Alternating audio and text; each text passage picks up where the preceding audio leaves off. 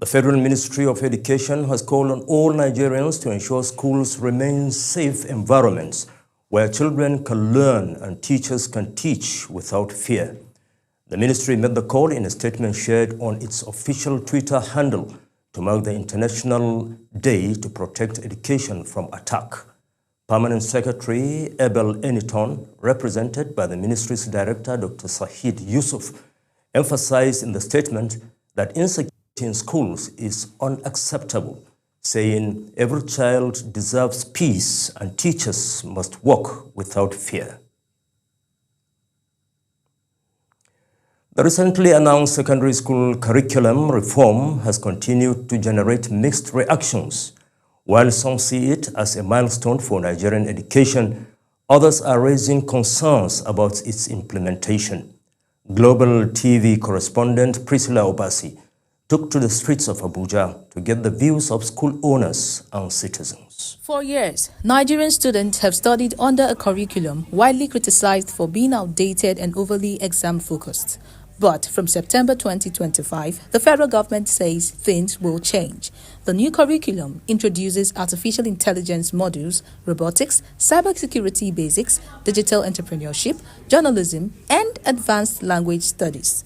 Officials say the goal is to prepare Nigerian students for the realities of the digital age.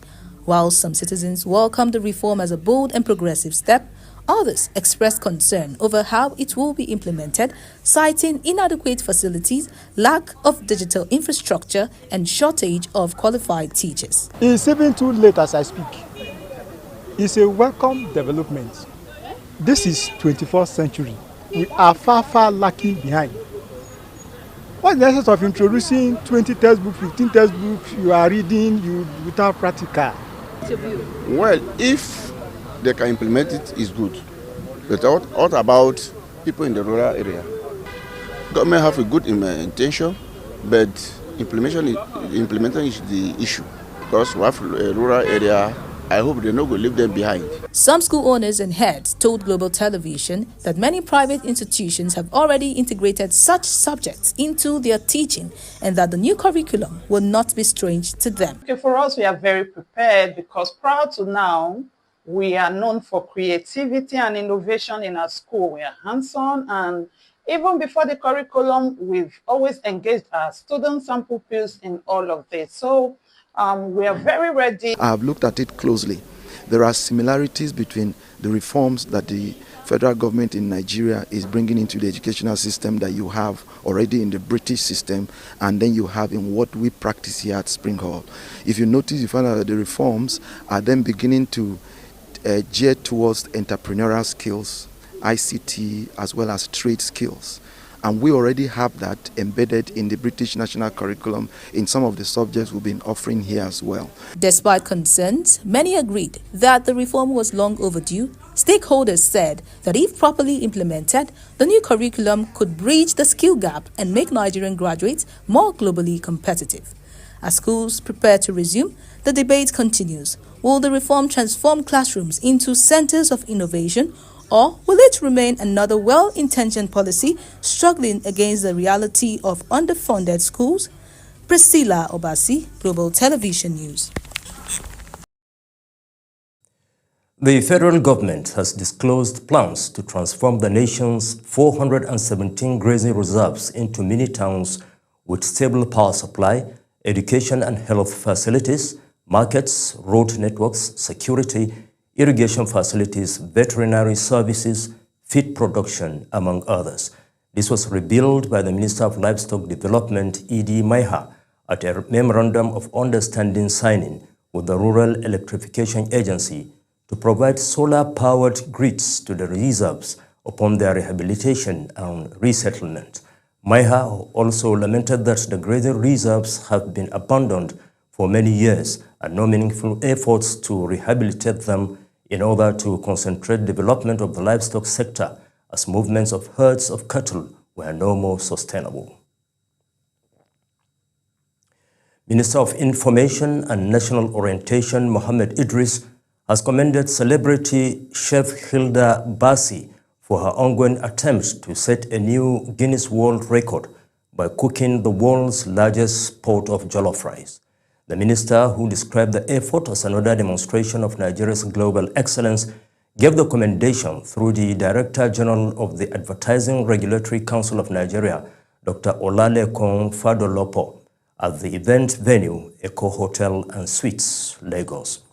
Basi, who shot to fame in 2023 after breaking the Guinness World Record for the longest cooking marathon with a 93-hour effort, is now undertaking an ambitious challenge using a 6-meter-wide custom-built pot. The national chairman of Pan-Niger Delta Forum, Godness Igali, has charged Niger Deltans to unite and speak with one voice to achieve purposeful development in the region. In a statement signed by Forum's National Publicity Secretary, Dr. Obiovebi Ominimi, the chairman disclosed plans to organize a Niger Delta Cultural Festival in Lagos, where the body will showcase the unity of the people. Igali lamented that the marginalization of the Niger Delta people started before independence, which, according to him, led to its leaders protesting in London, resulting in the delay of Nigeria's independence and the setting up of the Willings Commission. Rivers State government has announced the commencement of transition from emergency rule to democratic governance. A statement by the Secretary to the government, Professor Ibibia Loki Warika, invited all critical stakeholders to a church service as part of the transition process. The development comes nearly 6 months after President Bola Tinubu declared a state of emergency in the state. Meanwhile, Rivers State Administrator, retired Vice Admiral Ibok Ete Ibas, has declared that the mandate given to him by President Bola Tinubu has been sufficiently achieved following the restoration of democratic governance at the grassroots level. He made the declaration at Government House, Port Harcourt, during the formal presentation of the report of the just concluded local government elections by the Rivers State Independent Electoral Commission. The administrator said the successful conduct of the polls and the swearing-in of elected chairmen and councillors across the 23 local governments had fulfilled that mandate. Still on politics, members of the Kebbi State Caucus in the National Assembly have called for the arrest and prosecution of former Attorney General of the Federation, Abubakar Malami, over last week's violent clashes in Birnin Kebbi. Addressing journalists in Abuja, Senator Adamu Alero, flanked by fellow lawmakers, dismissed Malami's petition accusing Governor Nasir Idris of sponsoring thugs and arms deals as false, politically motivated, and a smear campaign. Anete Patrick reports. The lawmakers alleged instead that Malami hired thugs who attacked the APC state secretariat during his recent visit, sparking clashes that disrupted Kebbi's long-standing reputation for peace. They reaffirmed their support for Governor Idris, praising his administration's investment in security and insisting that Kebbi remains one of the most peaceful states in Nigeria. We wish to categorically state that these allegations are false, unfounded, and politically motivated. They represent a desperate attempt by Mr. Malami, now leader of an imaginary opposition party in Kebbi State, to undermine the peace, progress, and stability that our people currently enjoy under the leadership of Governor Nasir Idris. Senator Garuba Medoki added that we are provocative and campaigned-like, challenging him to produce evidence of his allegations. He also commended President Bola Tinubu's ongoing fight against banditry, noting improved security in Kebbi communities. Challenge him to produce evidence to you that there are. He said he has evidence. We challenge him to produce it that our party is importing weapons. We are not a dangerous people. We do not support any dangerous activity towards Nigeria. We do not support terrorism in whatever form and manner, and we are against it. We are going to fight it. The president has done so well in the fight of banditry today. The caucus urged security agencies to invite Malami to substantiate his claims and warned against allowing partisan theatrics to undermine national peace efforts. Anieti Patrick, reporting for Global TV. The Chief of Naval Staff, Vice Admiral Emmanuel Ogala, has charged Nigerian Navy personnel to remain proactive, adaptable, and forward-thinking in addressing insecurity. He gave the charge at the graduation of Naval Police Officer Basic Course 14 and Able Regulators Qualifying Course 16 at the Provost and Regulating School in Makurdi, Benue State. Felicity Ndere has details. It was a day of pride at the Nigerian Provost and Regulating School in Makurdi as students marched out after completing 18 weeks of intensive training. Knowledge you have gained in this citadel of learning is a solid foundation. It is important to remember that learning never stops. Represented by the Flag Officer Commanding Special Operations Command, Rear Admiral Olusegun Shoyemi, the Chief of Naval Staff said the evolving nature of security demands continuous learning, adaptability, and discipline from naval personnel. The Nigerian Navy is constantly adapting to meet the ever-evolving challenges of the 21st century. Our maritime domain continues to grow in strategic importance, and it is imperative that you, as members of this esteemed service, remain adaptable, proactive, and forward-thinking. As such, take every opportunity to learn, improve, and contribute to the advancement of our Navy. Commandant of the school, Captain Henry Eje, explained that the training covered naval law, criminology, forensic investigation, and cyber security, equipping officers for contemporary security challenges. It is pertinent to note that a professional diploma in forensic investigation and security management package conducted by the International Institute of Professional Security was added to the course's curriculum. The inclusion of this package has not only broadened the knowledge of these graduates, but also prepared them to face contemporary and emerging security threats in the maritime environment. Certificates were presented to all graduates, with outstanding students receiving special awards. Officers noted that the graduation strengthened discipline and professionalism in the naval while enhancing its capacity to safeguard Nigeria's maritime domain. In Makurdi, Felicity Ndere, reporting for Global TV News. Now to youth matters. Peer influence remains one of the most powerful forces shaping the lives of young people across the globe, and Nigeria is no exception. While it sometimes drives positive change, experts warn it can also lure youths into destructive choices. Global TV's Kabir Hassan hit the streets of Abuja to hear firsthand from young Nigerians on this everyday reality. For many youths, the desire to fit in is overwhelming. Psychologists says the strong need for acceptance often makes teenagers and young adults vulnerable to peer pressure, sometimes leading to negative behaviors such as drug abuse, cultism, and internet fraud. But not all influences are harmful. In Abuja, some young people told Global TV that peer pressure has pushed them into better habits, from studying harder to learning new skills, inspired by friends pursuing the same goals. The side effect of peer pressure is a bad side. One, you lead to go and do bad things. If you are not a patient type, you lead to go and steal.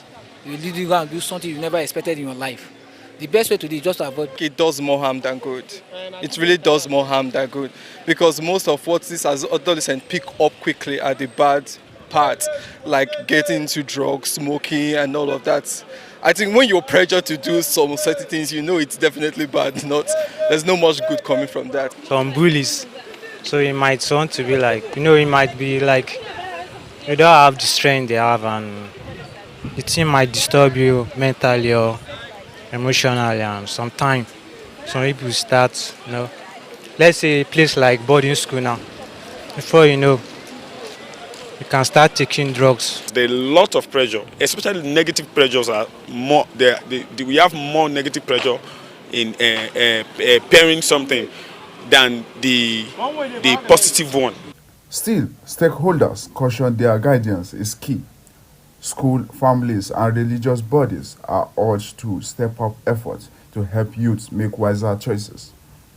They stress that while peer pressure can be a source of motivation without proper direction, it risks undermining the future of Nigeria's next generation. Take their time, make thorough research before they join one or two groups. You understand? Because I don't know, some people they don't know. By the time they get into it, to come out, it will be hard for them. What can be done mostly to that effect is I think more work has to be done on parenting to sort of protect the children from when they go out there and meet other people. The positive side, like later on, I see joined one or two groups that we have. We normally have tutorial together. We help ourselves.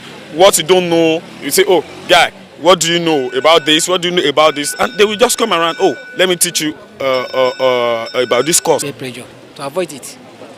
Does peer pressure affect our youth these days? It does.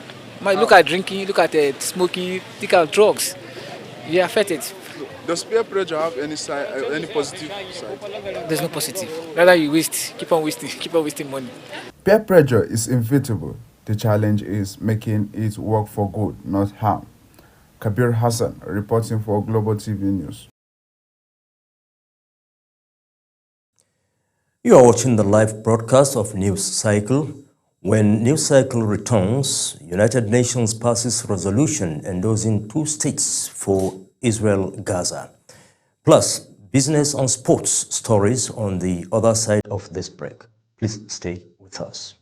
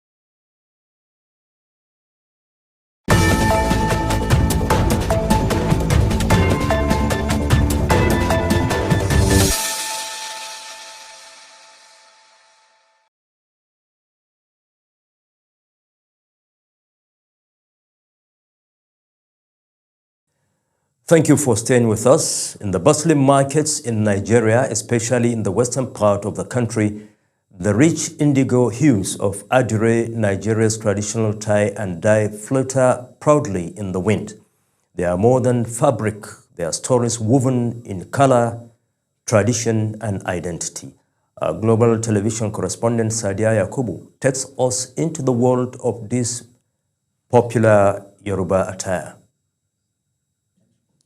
The report will hopefully come to you in our subsequent bulletin. Moving on now, the Dangote refinery will start the free fuel distribution scheme on Monday. The Dangote Group spokesman Anthony Chejina said in a statement that the scheme will start with the Southwest, the Federal Capital Territory, Abuja, Kwara, Delta, Rivers, and Edo states. Chejina noted that the refinery has also dropped petrol retail prices to 841 naira per litre in Lagos and the Southwest, and 851 naira per litre in Abuja, Edo, Kwara, Rivers, and Delta states. Meanwhile, Nigeria faces the threat of nationwide blackouts as gas companies reduce their supply to power plants due to an outstanding 5.6 trillion naira debt owed to power generation companies. The Managing Director and Chief Executive Officer of the Association of Power Generation Companies, Dr. Joy Ogaji, confirmed the development in an interview, warning that the situation, if not urgently addressed, could push Nigeria deeper into darkness. This warning came shortly after another national grid collapse threw the entire country into blackout earlier in the week. Although partial restoration has since brought back about 4,000 megawatts, many plants are still operating below capacity. In the meantime, British International Investment, the United Kingdom's development finance institution, in partnership with Odyssey, has launched a $7.5 million financing facility to accelerate the deployment of mini-grids across Nigeria. Speaking on the initiative, the Deputy British High Commissioner Johnny Baxter says the investment reflects the United Kingdom's confidence in Nigeria's clean energy sector. The partners stated that the new funding will help developers scale up mini-grid projects, which are regarded as cost-effective solutions for electrifying off-grid areas, thereby fostering economic growth and improving livelihoods. The House of Representatives says it is moving to reposition Nigeria's solid mineral sector as part of efforts to diversify the economy beyond oil. Speaker Tajuddin Abbas made this known at a public hearing on 12 bills aimed at reforming the sector. National Assembly correspondent Aniete Patrick reports. Represented by lawmaker Mark Oseni, the Speaker stressed that developing the solid mineral sector is not an option, but an imperative for building a resilient and inclusive economy. The Speaker explained that the public hearing provides a vital platform for citizens and stakeholders to make contributions that will shape the future of the sector. The bills to establish multiple federal institutes of mining and geosciences across various states, Garagu in Nasarawa State, Takum in Taraba State, Ikoro in Ekiti State, Akampa in Cross River State, Gusau in Zamfara State, and Umuahia in Abia State, are a testament to our commitment to building the intellectual and technical capacity required to harness our mineral wealth responsibly. Chairman of the House Committee on Solid Minerals, Jonathan Gwefe, said the exercise is both a constitutional duty and a strategic step towards repositioning the sector as a true pillar of economic transformation. If 10% of all what had been generated from oil in Rivers State was being put as a community development association to develop Rivers State, where do you think Rivers State would have been today? So please, we must have a human face to all we're doing. Some stakeholders at the hearing also contributed their thoughts on the way forward, stating that solid mineral sector is an integral part of developing a robust economy, taking attention away from oil revenue. Instead of having clear-cut institutes in all parts of the geopolitical zone, we have some schools of excellence. Take, for instance, in Jos, where you have the University of Jos. And University of Jos has a department of mining and geology. And you make this research and development and skills acquisition a major input, not just from government, but from even operators in the industry. Community Development Commission, to me, is not going to really help the mining sector itself, because it's like putting more obstacles in the path of investment in this sector. Lawmakers insist that input from stakeholders will be key in refining the bills into forward-looking legislation capable of harnessing Nigeria's mineral wealth for national development. Aniete Patrick, reporting for Global TV.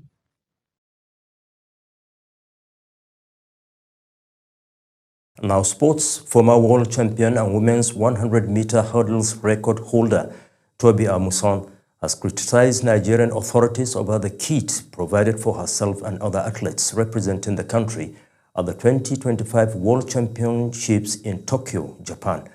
In a video she shared on her Snapchat, Amusan said, unlike other countries that provide their contingents with kits in suitcases, the Nigerian government hands them their own kits in nylon bags with little or nothing significant in them. With just a few hours to the kick-off of the championships, Amusan voiced her concerns over what she perceived as unprofessionalism and a lack of coordination within the Athletics Federation of Nigeria.